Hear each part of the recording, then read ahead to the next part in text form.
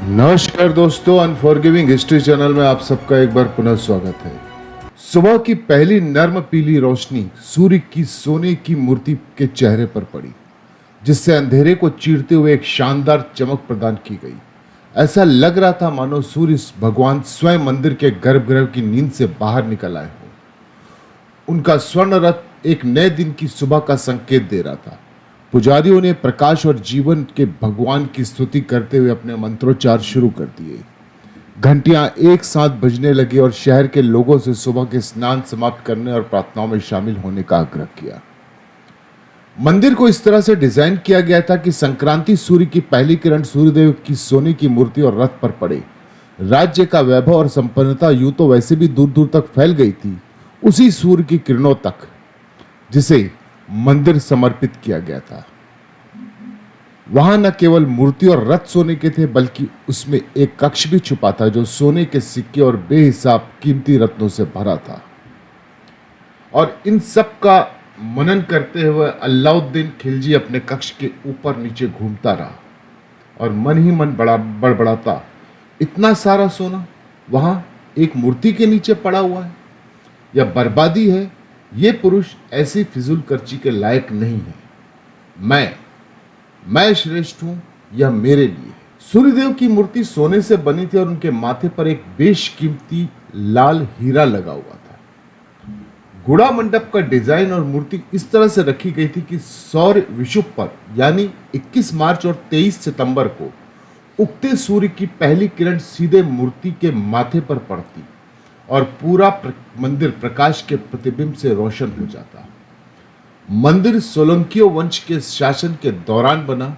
सूर्य उनके कुलदेवता थे, उनकी पूजा होती थी, जिस वजह से सोलंकी वंश के तब के राजा भीमदेव प्रथम ने 1026 ईस्वी पूर्व इस मंदिर का निर्माण किया। मुख्य सूर्य मंदिर एक चबूतरे पर बनाया गया जो उल्टे कमल जैसा दिखता था। कमल एक फूल जो सूर्य की किरणों पर प्रतिक्रिया करता है और सीधी धूप में पनपता है। कमल की पंखुड़ियों के शीर्ष पर हाथियों की नक्काशी वाला एक पैनल है जिसे गज पेटिका के नाम से जाना जाता है। गज पेटिका के ऊपर पूरे मानव जीवन चक्र को उसके गर्भ धारण करने से लेकर उसके मृत्यु के समय तक उकेरा गया है। सोच के देखिए, ये बात उस इमारत जो 1026 ईसा पूर्व बनी थी वहां पे पत्थरों में आज भी मौजूद है। सभा मंडप के सामने एक कीर्ति तोरण था। मूल रूप से कीर्ति तोरण उस दौर में राजाओं के द्वारा किसी युद्ध में विजय प्राप्त करने के बाद विजय के उपलक्ष्य में बनाए जाते थे। दुर्भाग्य से अब वो तोरण गायब हो गया और केवल स्तंभ ही बचा है। इन स्तंभों से होकर सीढ़ियां सूर्य कुंड तक जाती। सूर्य कुंड की सीढ़ियां मंदिर के शिखर की दर्पण छवि थी जो अब मौजूद नहीं है। क्यों, उसका जिक्र मैं आगे करूंगा। और इसी कुंड में अग्नि और जल के मिलन का प्रतीक होता था। मैं बात कर रहा हूं मोढेरा के सूर्य मंदिर की, जो 1026 ईस्वी पूर्व में इसका निर्माण हुआ था। आप कल्पना करके देखिए, जिससे आपके आज भी रोंगटे खड़े हो जाए। उस इतनी पुराने दौर में जब सौर विषुव के दौरान सूर्य की पहली किरण सीधे मंदिर पर पड़ती होगी और मंदिर के भीतर सूर्यदेव की मूर्ति रोशन होती होगी। हालांकि मूर्तियां मौजूद नहीं है, लेकिन उस सुबह की खूबसूरत कल्पना कुछ क्षणों के लिए करके देखिए। क्या यह किसी वास्तुशिल्प का चमत्कार नहीं था? ग्रीष्म संक्रांति के दौरान सूर्य मंदिर के शीर्ष पर बिना कोई छाया डाले चमकता है सूर्य। मोढेरा का जो सूर्य मंदिर है वह चूना पत्थर या किसी प्लास्टर से जोड़ने के लिए नहीं किया गया, इंटरलॉकिंग सिस्टम पे है।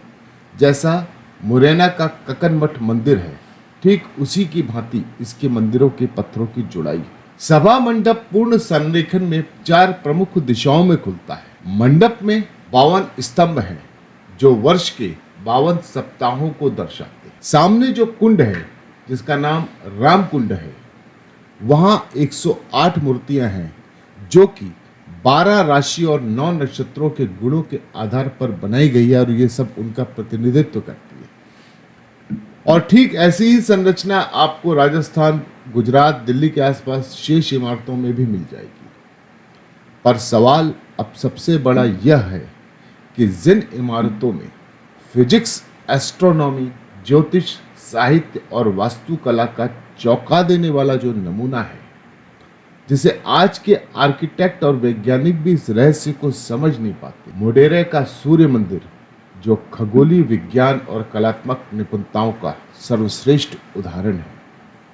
1000 साल से गुजरात के मोढेरा का ये सूर्य मंदिर अंतरिक्ष के रहस्यों और सूर्य पृथ्वी के रिश्ते को बिल्कुल सटीक दिखाता है। अब जब मैंने आपसे जिक्र किया था कि पानी में, रामकुंड के पानी में मंदिर का अक्स दिखता था, हुआ यह था जब अलाउद्दीन खिलजी ने वहां पे 1355 में आक्रमण किया था, तब सूर्य मंदिर की मूर्ति को खंडित किया गया, उस लाल हीरे को निकाला गया, कीमती रत्न गर्भगृह से चुराए गए और बारूद लगाकर मंदिर को उड़ा दिया गया। तब से वो शिखर ध्वस्त हो गया। कल्पना करके देखिए, वो जो शिखर जब पानी पे पड़ता था, अग्नि और जल का मिलन, कितना मनोहरम दृश्य हुआ करता था। अब सवाल ये कि 1000 साल पहले की ये सभ्यता आज भी इस मुल्क में न जाने ऐसी कितनी है। वो कौन अहमक इतिहासकार इस मुल्क में रहे हैं जिन्होंने इन सब बातों को किताब में से मिटाने की साजिश करी, सिवाय मुगलों के रायते बिखेरने की सोच के। देखिए क्या थे हम और हमें क्या समझा गया। लेकिन एक बात तो मान करके चलिए, इमारतों के पत्थरों के धुंधले होने से इतिहास कभी नहीं मिटते। और अफसोस, सख्त अफसोस, हम अपनी सभ्यता से खुद वाकिफ नहीं है। तो इसके जिम्मेदार कौन हुए, वो इतिहासकार या हम? सोच के जवाब दीजिएगा। धन्यवाद।